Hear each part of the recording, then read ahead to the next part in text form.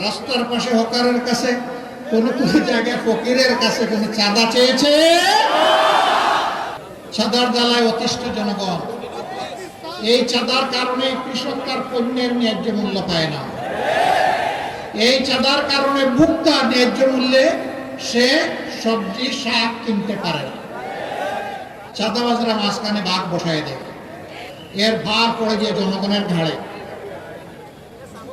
ইনশাআল্লাহ তাআলা লাজিম আমরা শহীদদের আকাঙ্ক্ষা বাস্তবায়নে, আমরা তাদের রেখে যাওয়া দায়িত্ব পালনে আমরা দেশবাসীকে কথা দিচ্ছি, আমরা চাঁদাবাজ মুক্ত বাংলাদেশ গড়ব ইনশাআল্লাহ। বলবেন তার প্রমাণ কি? তার প্রমাণ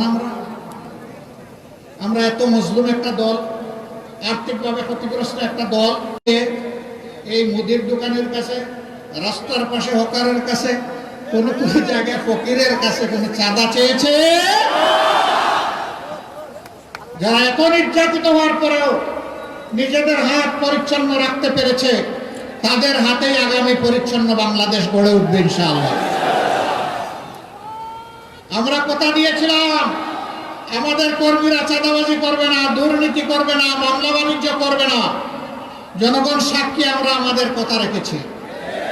এখন যে কথাগুলো দিচ্ছি সেইগুলো আল্লাহর পর সরকারে বিইজনিল্লাহ, আল্লাহ তাআলার সাহায্য নিয়ে সেইগুলো আমরা বাস্তবায়ন করবো ইনশাআল্লাহ।